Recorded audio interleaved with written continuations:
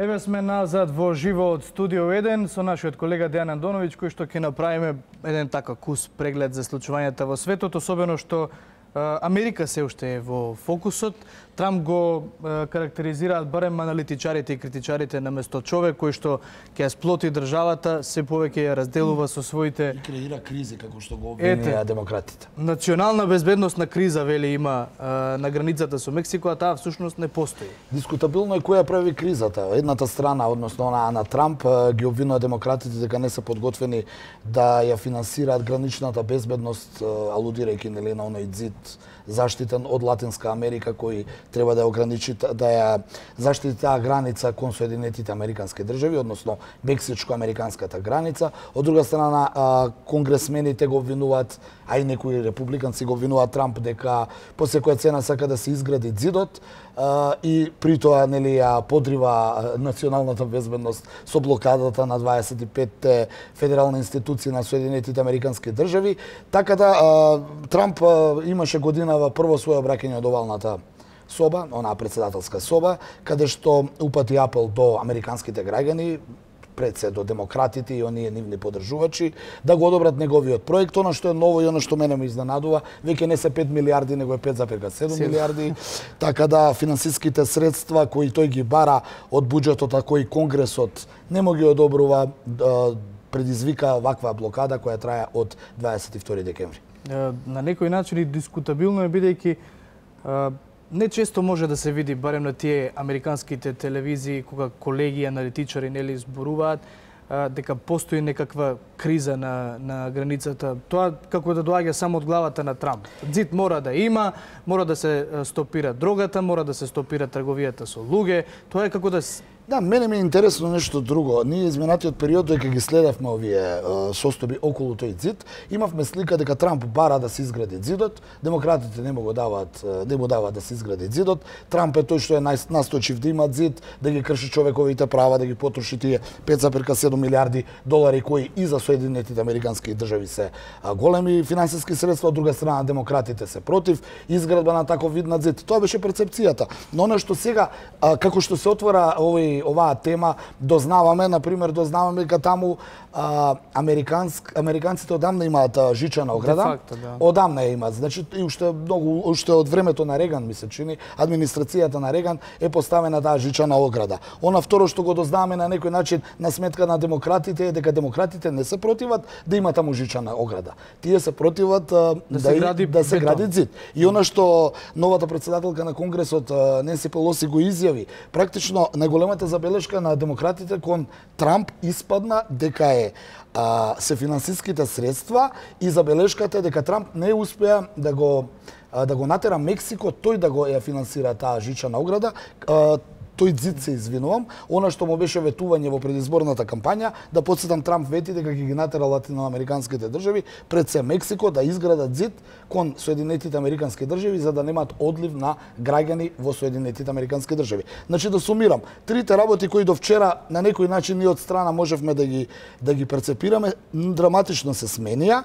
Пак ќе повторам, демократите не се против зидот, но не се противат да таму има жичена ограда. Да, ајде тука пред да продолжиме со разговорот, да го погледнеме прилогот кој што го подготви дескот на 1 ТВ, па веднаш се враќаме назад со разговорите.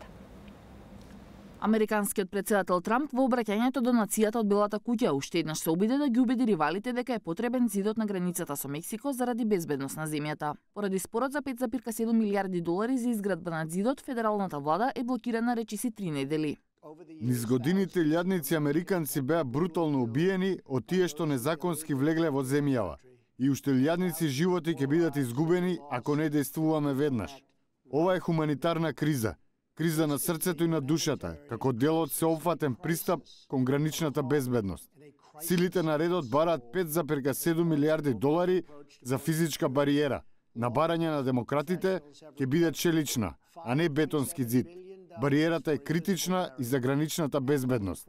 Критичарите и опозицијата го отфрлија говорот на Трамп како обид да произведе вештачка криза, а пред обраќањето, либерални медиуми како Washington Post и USA Today повикаа на проверка на фактите на тврдењата изнесени од председателот, бидејќи неговите искази се базирани на популизам, лаги и полувистини. Лидерите на демократите во Конгресот, Ненси Пелоси и Чак Шумер, Изјавија дека председателот се е страв помеѓу народот и се обидува да изнуди пари за изградба на зидот на сметка на американските даночни обврзници. Председателот Трамп треба да престане да ги држи американците во заложништво, да престане да произведува кризи и мора да ја одблокира владата. Ниту еден председател не треба да удира по масата и да условува со блокирање на владата, на штета на милиони американци кои се искористени како монета за подкусурување. Трамп денеска на Капитол Хил има средби со лидерите на двете партии за да се продолжи со преговорите за деблокада на владата. Инаку се поголем број американци го обвинуваат Трамп дека вработените во јавните служби и оваа недела ќе останат без плата, покажа анкетата на Reuters и институтот Ipsos.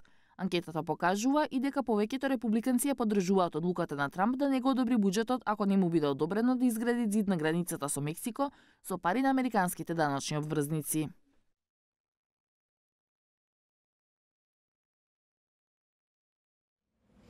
Да, Дејан, слушнавме дели од она што го начнавме како почеток на разговорот и во прилогот. Се добива впечаток, односно од она што може да се забележи во американската јавност, дека најчесто сега во последниот период му е префрлено на Трамп дека користи реторика на страв. Да, демократите и неговите опозиционери, пак ќе повторам, не се само демократите и другите, и дури од редовите на неговата партија, го обвинуваат дека создава реторика на страв. Првата реторика практично испадна кога тој распореди 5200 војници долж границата со Мексико на 5100 мигранти. Да подсетам, уште пред 2 месеца, кога беше осуден од страна на демократите дека подига тензија и дека прави реторика на страв. Меѓутоа, очигледно Трамповата администрација, освен некои политички планирани потези, можеби некаков сака нешто политички да добие со тие потези, веројатно има и нешто друго што можеби во јавноста не е познато зошто толку му значи да биде осигурана таа граница. Да подсетам, географски Соединетите Американски држави се граничат и со Канада, таму немаат никакви проблеми, па веројатно целата таа сила гранична ја ставаат, зборам, копнена сила гранична можат да ја стават долж Латинска Америка.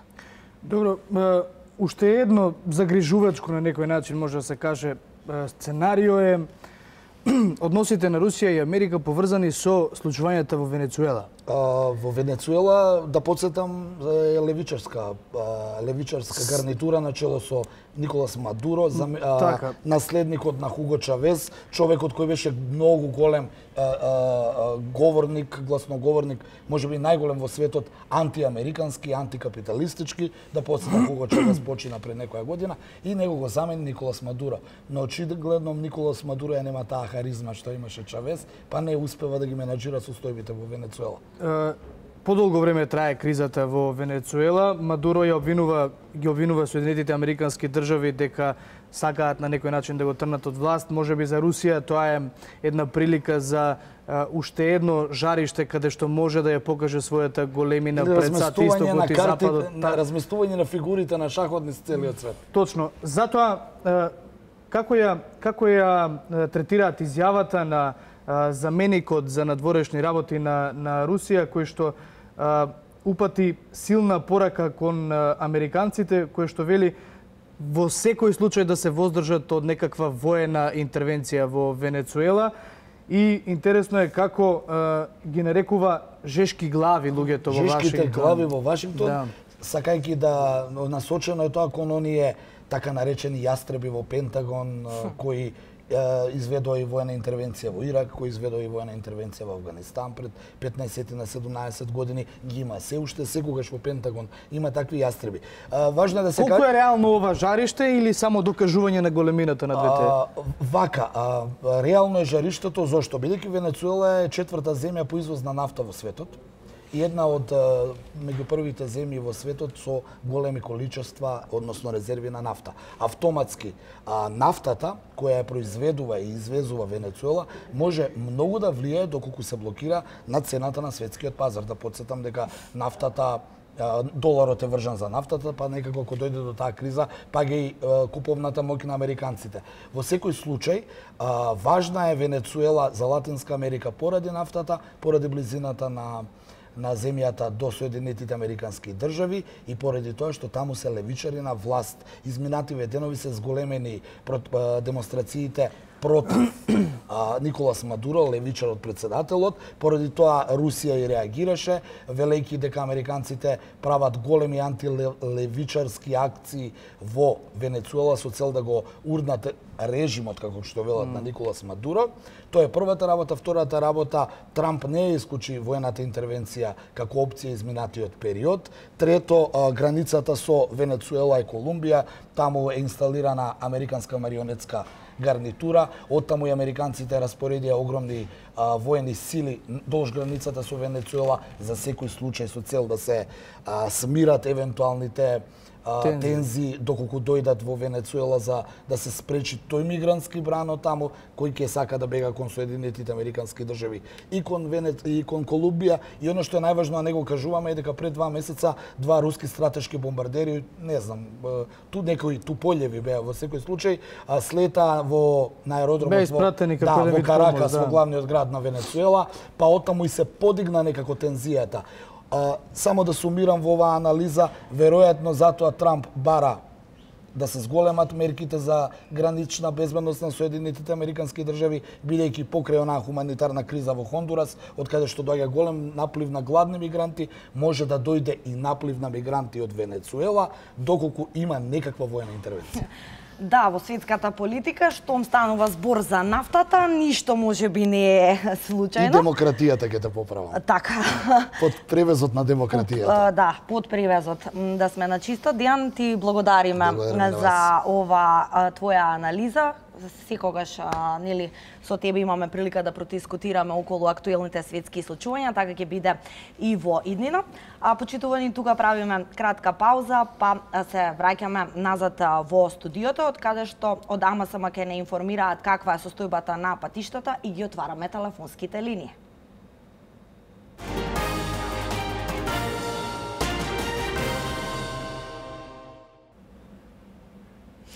Да, и како што најавивме, надвор врне снег. Каква е состојбата на патиштата е многу важно, верувам, за повеќето граѓани на Република Македонија, и токму по тој повод на телефонска линија имаме Радмила Попадиќ од Автомото Сојузот, која што детално ќе не информира за временската состојба, меѓутоа и состојбата на патиштата. Велам добар ден за Радмила. Добар ден. Така, како што најавив, повелете со оние главни генерални информации во однос на состојбата на патиштата, безбедно е, не е безбедно, каква е ситуацијата? Така, сообраќајот на државните патишта во моментов се одвива по притежно влажни коловози со остатоци од каше снег по интервенција на дежурните екипи од Македонија Пат. Врнежниот снег во моментов се со променлив интензитет има на целата територија на Македонија. Забрани за движење има само за тешки товарни возила, и тоа на патните правци Маврово-Дебар, Гостивар-Кичево преку планинскиот премин Стража, Кичево-Охрид преку планинскиот премин Пресака, планинските премини Ѓавато и Буково, Струга граничен премин Ќафарсан, како и патниот правец Тетово-Попова Шапка, каде забраната важи и за автобуси, а за останатите возила е задолжително користење на зимска опрема. АМСМ како и секогаш ќе препорача прилагодена брзина на движење, почитување на поставената сообраќајна сигнализација и внимателно управување со возилата, особено на оние патни правци каде што е зголемена можноста за појава на одрони. Што се однесува до интензитетот на сообраќај на патните правци надвор од градските средини, тој засега е умерен, а на граничните премини не се бележат подолготрени задржувања за влез и за излез од државата. Тоа би било се од АМСМ, им посакуваме среќен пат на сите оние кои ќе патуваат. Радмила, јас, односно ние ви благодариме за овие ваши информации во однос на состојбата на патиштата и секако снежните врнежи се слушаме или гледаме во следна прилика. Благодариме уште еднаш. Ете, слушнавме во однос на снежните врнежи, која што ја зафатија Република Македонија. Возете безбедно, внимавајте на брзината, за сега сообраќајот се одвива без некои поголеми застои и потешкоти. И сега Чаловски, одиме... Бидејќи колажно го трнавме некако да, меѓутоа 15 и 20. Така, правиме кратка пауза и повторно се враќаме во студиото со отворените телефонски линии на она најактуелна тема денеска.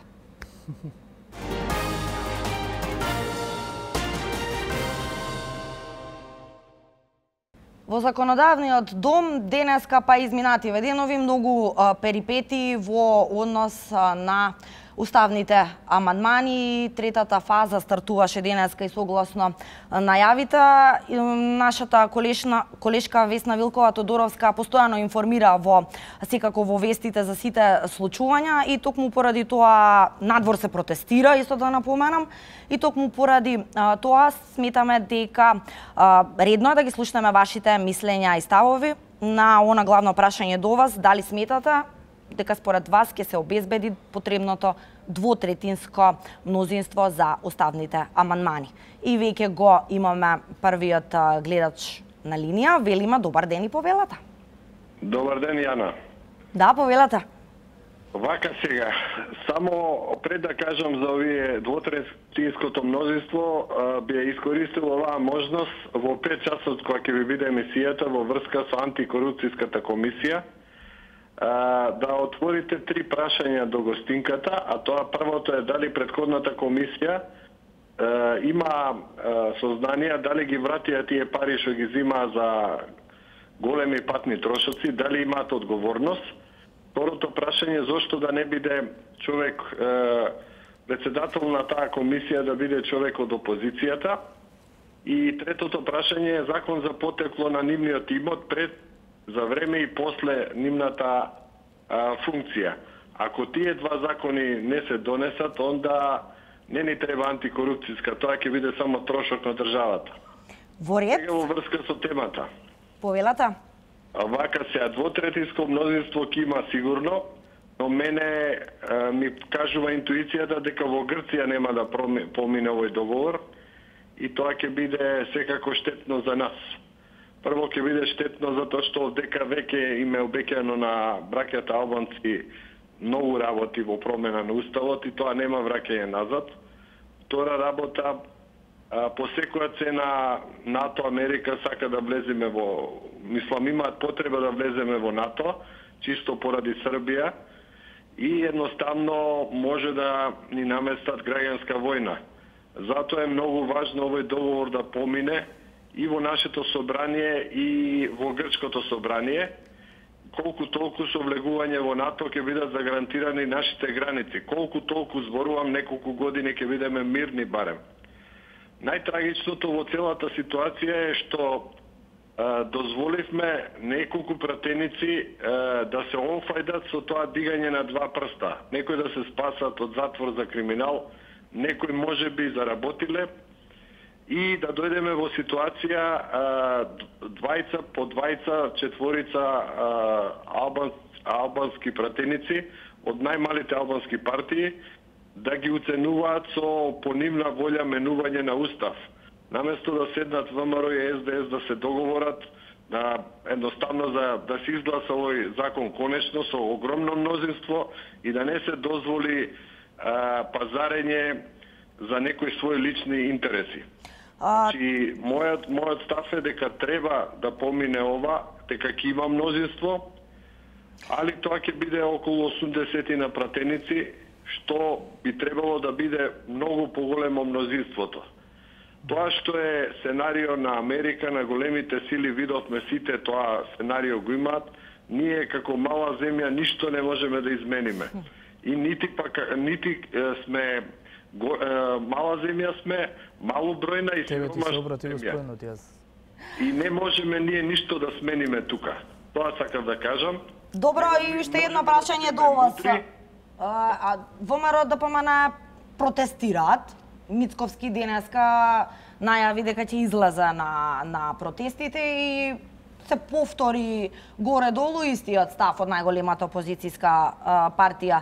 Според вас, ваквите најави од ВМРО ДПМН не ја менуваат вашата перцепција дека нема да се обезбеди? Тоа е закаснето по моје мислење и нема да има никаков ефект. Добро. Додека нема 100.000, 200.000 народ на улица, не може ништо да се промени. Во ред. Значи, тоа е задоцнето од страна на дали најверојатно намерно требаше да седнат да се договорат и да најдат амандмани да се изгласа за доброто на овој народ, гаранции да се бараат од светските сили дека нема да на границите на Македонија нема да се менуваат за големи бугари и големи албани, тие гаранции да ги добиеме и да менуваме уставни промени да правиме откако ќе влеземе во Европска Унија, а не да не лажат дека ќе влеземе некогаш. Добра. Тоа нема никогаш да влеземе. Благодарам. Да, ви благодариме за вашето јавување и споделувањето на вашиот став. Секако, да, во очекување сме на следен гледач Чаловски. Те изненадува ли? Не, имав на некој начин неколку прашања за господинот, меѓутоа прво ти се обрати тебе, па почитувам тоа. Може би сакал да разговара со Јана. Па добро, можеше да ги поставиш. Да не ситничари. Гледачот беше неколку минути веќе. Да оставиме простори за други. Една од оние изјави кои што на некој начин се важни, тоа е дека има некој став околу ВМРО ДПМН, дека како партија би можела да ги исклучува сите оние кои што би го поддржале би ги поддржале уставните амандмани, што е исто говори многу за тврдиот став на Мицкоски дека за него е неприфатлив овој договор. Да, меѓутоа од она што нели пред да влеземе во студиото и може денеска во текот на целиот ден да се прочита дека генерално бар на социјалните мрежи граѓаните не се изненадени од најавите дека најголемата опозицијска партија ќе исклучува. Впрочем имавме такви примери во однос на стартувањето на првата фаза, па еве почитувани, тоа е едно добро прашање до вас.